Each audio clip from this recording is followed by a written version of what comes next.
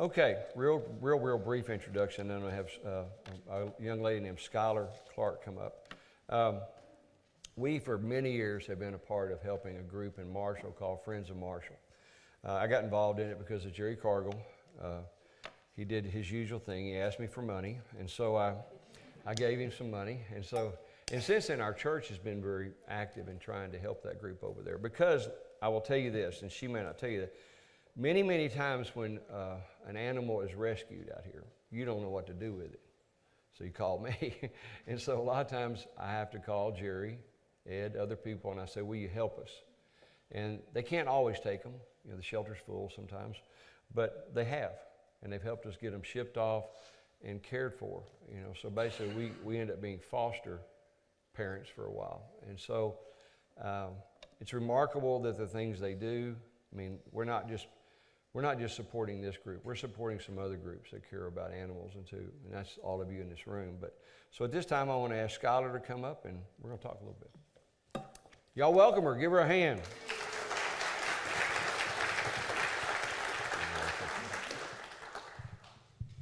Okay. I went to the shelter to give them a check after you were so kind to give us the money. And in my conversation, I said, you know, I've had some people try to go over there and help, and it seems like it's been challenging. And she said, we can make it less challenging.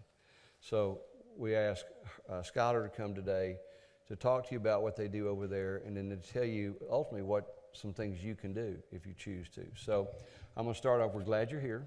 I'm very pleased. Can you start by introducing yourself, telling us how you got started with the shelter? Of course. My name is Skylar Clark. I'm actually an animal control officer with the Marshall Pet Adoption Center. I am also, so sorry, I think it's going to keep going off. There we go. All right, there you go. I am also the transport coordinator with Friends of Marshall Animals, so I have my hand in a lot of pots in animal welfare. Hang on, let me try something.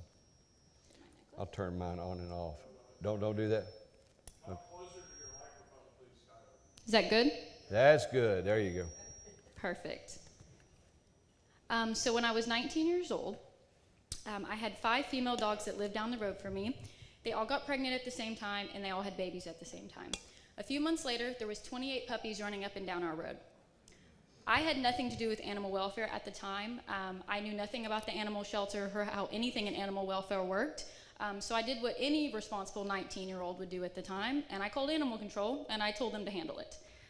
They told me that obviously they can't take 28 puppies all at the same time. I didn't understand that because I thought it was just a pound and you just go pick up puppies. And I was very uneducated. So we came to an agreement to where my family fostered 12 of them and they took the other half of them. That was the day before Thanksgiving. Thanksgiving Day they were closed, and the next day I called the shelter to see how the puppies were doing, and I found out they had all been euthanized. The reason for this was they had all tested positive for parvo, which in a shelter environment, if some of you guys don't know, is very deadly and it can spread like wildfire. The Marshall Pet Adoption Center at the time did not have a parvo program or a parvo protocol, so at that time it was the safest thing to do, as heartbreaking as it is. I did not know that, and I am Gen Z, so I did what Gen Z does, and I got on Facebook and I said a lot of mean things and a lot of uneducated things that I probably should have never said. And then I realized I had 12 puppies at my house that we were fostering that all tested positive for parvo. I was not going to euthanize the puppies. I know my parents were not going to euthanize the puppies. So we got with Taylor Vet in Longview, and they taught us how to treat parvo. So there is no cure for parvovirus, but you can treat the symptoms. We treated the symptoms for the next, I think, 5 to 6 days, and we actually saved every single one of the puppies. They were transported to North Shore Animal League in America, and they were all adopted out and got to go to their forever homes. After that, we started the parvo program with Friends of Marshall Animals, and so now any animals that come into the shelter, they do not get euthanized just because of a positive test. They go to our house for treatment, and if they survive, which we have a 97% save rate, if they survive, they get to be adopted or go on transport to their forever homes. Great.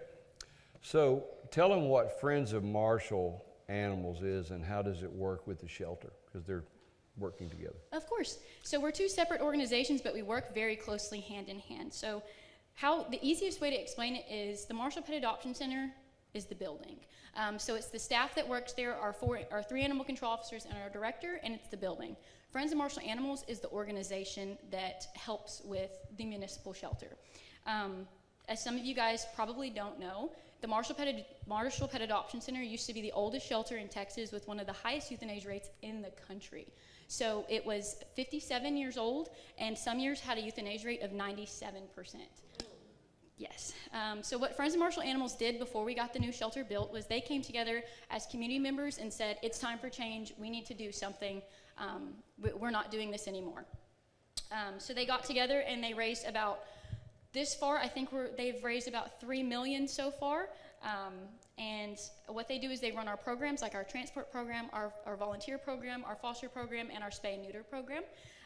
With municipalities, if we get a donation, a lot of times it goes to our city fund and it doesn't get to directly go to the animals. With Friends of Marshall Animals, our 501c3, any donation that goes to them goes directly to the animals and to the things they need so much quicker. If we have a medical case with like an animal that needs their leg amputated and they need to get it done right then, if we go through the city, it could take months to get that approved. But if we let Friends of Marshall Animals know, hey, we have this medical case, we think this baby is a really good candidate for adoption, they can approve it right then and there, and we can get them to the vet the same day. So Friends of Marshall Animals partners with us. We would not be able to do the things that we do at the Marshall Pet Adoption Center without them. You mentioned parvo, and we were talking about it this morning. In 2016, I got parvo. So humans can also get it. It's very rare, but they do. So tell them what it is and why it's such an important part of what you do. For sure. Can we get the slide up with Legacy, please? And then we don't have to click play yet, and I will let y'all know. Can we pause this really quickly? Perfect. If you'll just go to the beginning of the video, I have a few things to say, and then we'll start it. Thank you so much. Okay, so parvo is a highly contagious, often deadly virus in puppies. It spreads very quickly in the shelter environment, just like I told you guys about earlier. I like the best example that I can give people when I'm talking about parvo is it spreads like glitter. So if you've ever worn a glittery shirt or a glittery dress, or your wife or someone you've been around has worn something glittery, you know for the next couple weeks you find glitter everywhere, even in places that you didn't even touch. And that's how it is with parvo. Another good example I like to give is if a leaf falls and it goes into somebody's yard that has parvo, and then it flies 2 miles away into your yard now has parvo. That is how contagious it is, and that's how scary it is. And if you don't know the symptoms of parvo, it can be really deadly. Luckily, we have been blessed with the information to know the symptoms of parvo and know the first signs, so we can catch it a lot sooner. But there's a lot of people that don't know what the signs are, and by the time they find out, it's too late. Because like I told you guys earlier, you can only treat the symptoms. There's no cure for parvo. Many shelters can't afford to treat. If an animal gets to the point of hospitalization, it can be thousands of dollars. And because most shelters can't afford to treat, that causes more euthanasia in shelters and more animals that have to die without getting that second chance at life. Fortunately for us, we do choose to fight instead of giving up, and we have a great community that puts money towards our parvo program. But one of our most impactful stories actually didn't start as a success story, and it was Miss Legacy right here. And then you can click play.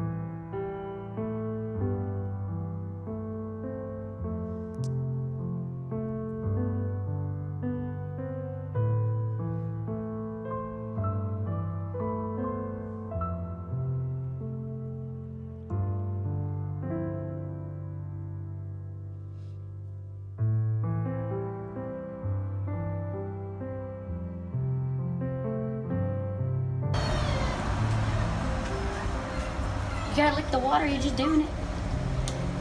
There you go.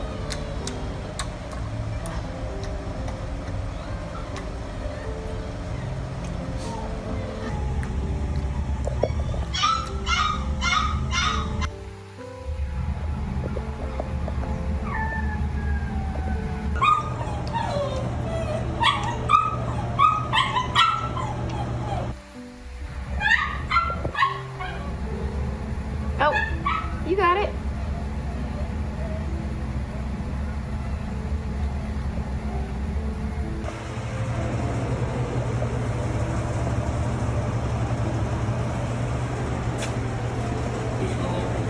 It's okay, you can lay back down.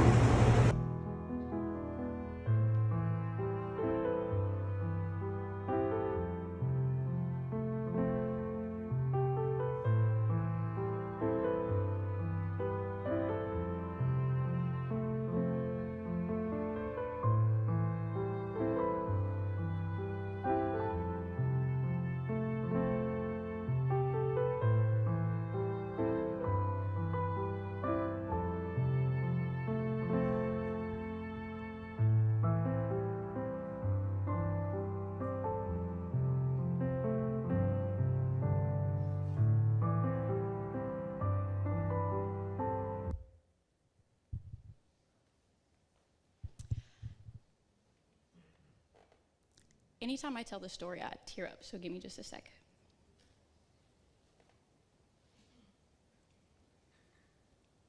I told myself I wasn't going to do this with you guys, so I'm going to lock back in and we're going to keep going, I promise.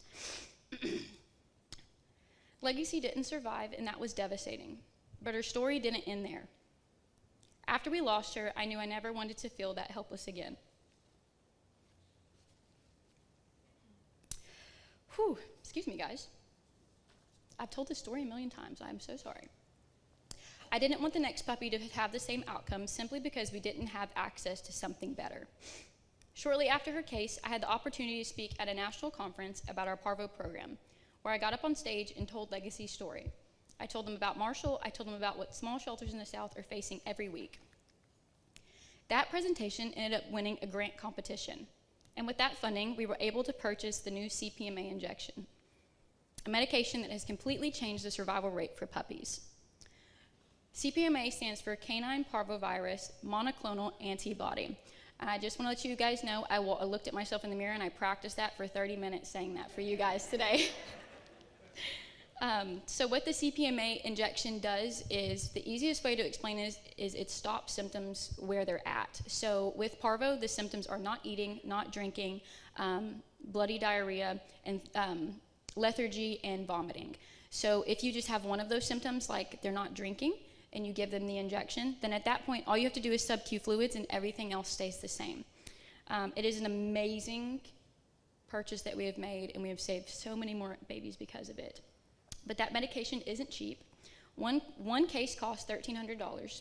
Each case contains 6 vials, and one vial treats about 11 pounds. So depending on the size of the puppy, it may take 1 vial or more. But when you're holding an 8-pound puppy fighting for its life, that vial is everything. And then if you'll go to the next slide. Legacy didn't survive, but because of her, so many others have. And that's why we renamed our program Legacy's Legacy.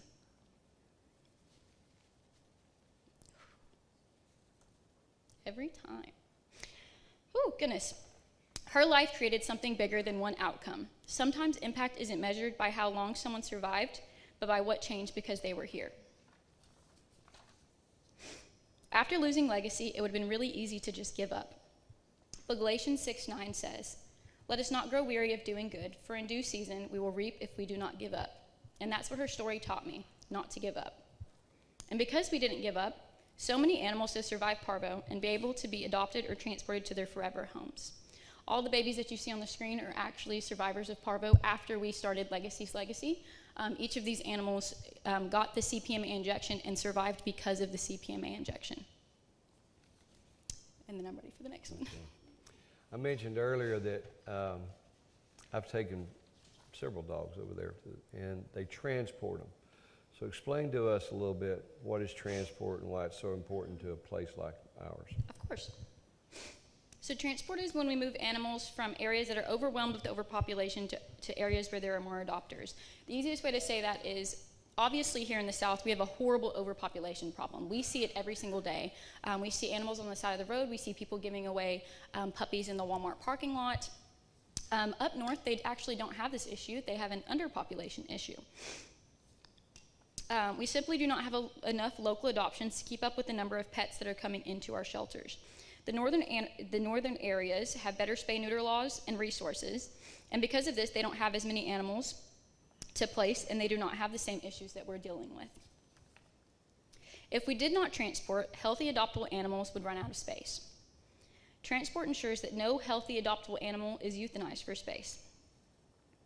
Each transport costs around $3,300 to send one van, and all of that comes from fundraising and donations. We typically send between 1 and 4 transports every month, and last year alone we sent around 640 animals to partner rescues and shelters. That's 640 lives that would not have had the same opportunity here. Transport is essential, but it's a short-term solution to a long-term issue.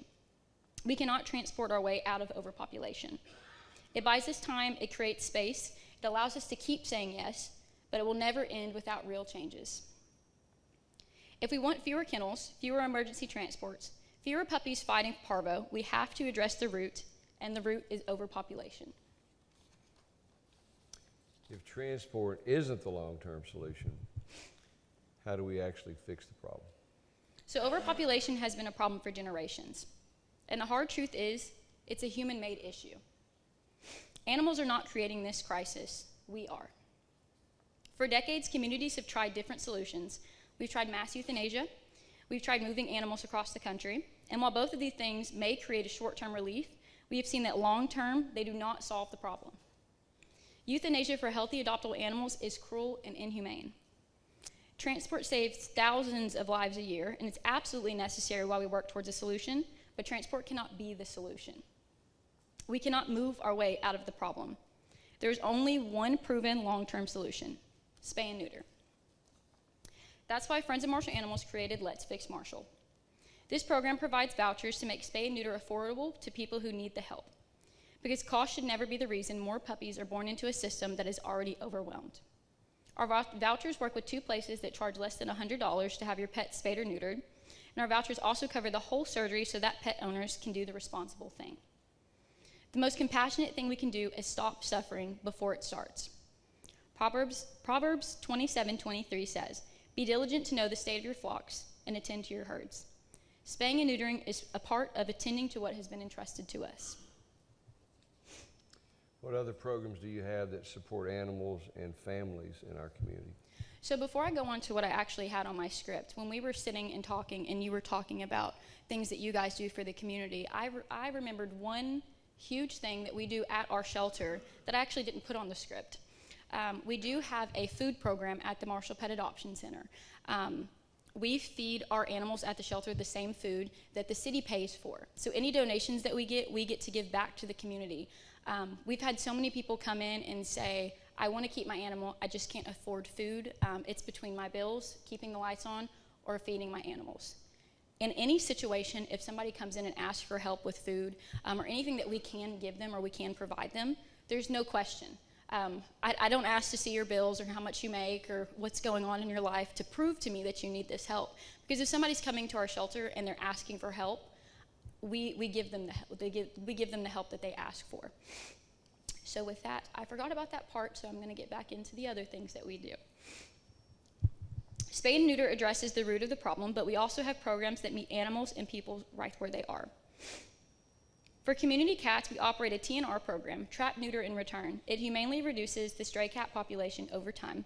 It prevents litters from being born outside without homes, and it stabilizes colonies instead of continuously removing and replacing cats. Our microchip program is where we offer free microchips, which are permanent forms of identification that go right under the skin. It keeps pets out of the shelter by reuniting them quickly with their families, and one microchip can prevent an animal from ever having to enter the system.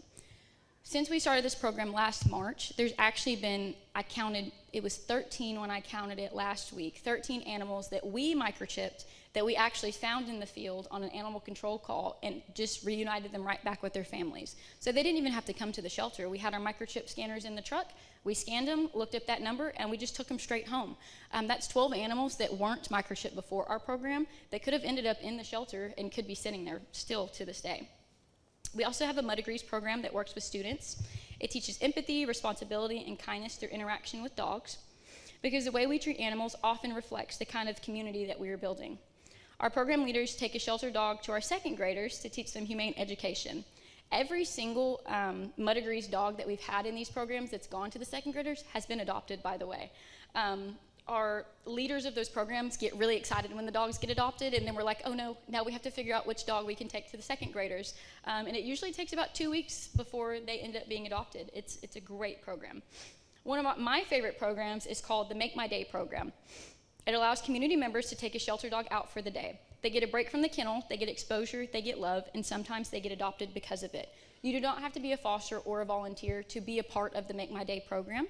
You just fill out the application so we get your information. You can pick up the dog in the morning, go get a pup cup, or go hang out at the mall, or do whatever you want to do. And then you bring them back at the end of the day. Even just a couple hours of being out of a shelter helps their mental health so much, and you can see the change in the dogs in the first 10 minutes that they're back at the shelter. A lot of people say, well, I feel so sad having to take them back and having to see them go back into their kennels. They look so sad. Well, when you drop your kids off at their grandmother's house and grandma gives them lots of candies and lots of foods and they have a really fun time, don't they look sad to go back home? That's the exact same thing it is with the shelter. The shelter dogs know that the shelter is their home temporarily right now. So taking them back to the shelter, that's just what they think. They're going back home. And I want to be very clear about something. None of these programs, and none of the programs you've heard about tonight, are government funded. They are funded entirely through donors, fundraisers, and community support. Every transport, every parvo treatment, every spay and neuter voucher, and every microchip, they happen because people choose to step in. And if the community stops supporting it, those opportunities stop, which is why involvement matters so much. This mission only moves forward when the community moves with it. And the next one. How can we, as a church and community, get involved and support your mission? I'm so glad you asked. Me too. Like I wrote these questions or something. First, awareness. The issues we're facing in Marshall and across the South are real. Overpopulation is real. Resource strain is real, but so is impact. You can volunteer, come walk dogs, come socialize cats, come interact with animals who have been through the worst and somehow still choose love. They'll teach you more than you expect. You can foster, even a short-term foster can change outcomes. A week in a home can make animals more adoptable, and a few nights can save a life. You can participate in Make My Day, take a dog out for a few hours, give them fresh air, give them a break, and sometimes that's all it takes. You can donate. When you donate, you're not giving to a building. You're funding parvo treatment, you're funding transports to Forever, you're funding spay and neuter vouchers, and you're directly funding second chances. And even if you can't give time or money, you can speak. Talk about responsible pet ownership, encourage spay and neuter, share posts, and be a part of the changing culture. The mission only works when the community works with it. And the beautiful thing is, everyone can do something. What's the next steps with your organization? Can you pull up the next slide, please? I promise I'm not playing on my phone. I have notes on here. I swear, guys. Friends of Marshall Animals has a vision for the future. And I wholeheartedly believe we are meant to keep moving forward. Not just maintaining what we're doing, but expanding it. Our hope is to build something that allows even more animals in East Texas and the surrounding areas to be saved. And this isn't new work for us. We've already been helping animals from surrounding areas. Just like Thelma and Louise, who were two red heeler mixes that came from the Lake Cherokee area. Our team personally drove them to a rescue in Illinois. We've helped puppies from Mr. Maxwell, and we've helped dumped puppies from the boat ramp. If there's been a need and we have the ability to help, we've stepped in. But imagine if we had a dedicated space to do that even better.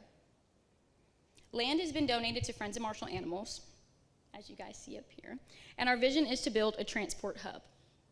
A transport hub would be a building specifically designated to coordinate life-saving transports.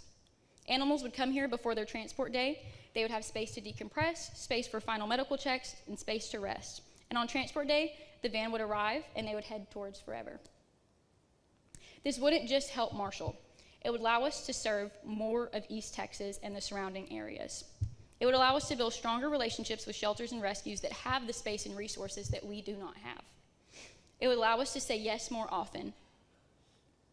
But we cannot build that without community support. Just like everything else you've heard today, the vision would be community funded. We're hoping that with enough support, we can begin breaking ground in the near future. A building dedicated to second chances. Okay, if people remember one thing from today, what do you hope it is? There's something a lot of people don't know about me. I'm actually adopted. I came from a physically abusive home, so I know what it feels like to be unwanted. I know what it feels like to be hurt by people that were supposed to protect you, and I know what it feels like to be discarded. I also know what it feels like to be chosen. God gave me my second chance. He placed me in a family who saw value in me when my situation said otherwise. He rewrote my story. Every single day, I walk into a shelter full of animals whose stories look a lot like mine did. Abandoned, mistreated, left behind, thrown away. And the world would say their value ended there. But it didn't. Just like me, their worst day does not have to be their last day. Just like me, their past does not get to define their future. Because I was given a second chance, I refuse to withhold one from them. And that's why we do this work. And you don't have to have my story to be a part of it. You just have to decide not to look away. If you remember one thing today, remember this. Second chances are sacred. God gives them. And sometimes he gives them through us. You can be the reason an animal gets a chance at forever, a chance at hope, and a chance at tomorrow. Thank you so much. Okay.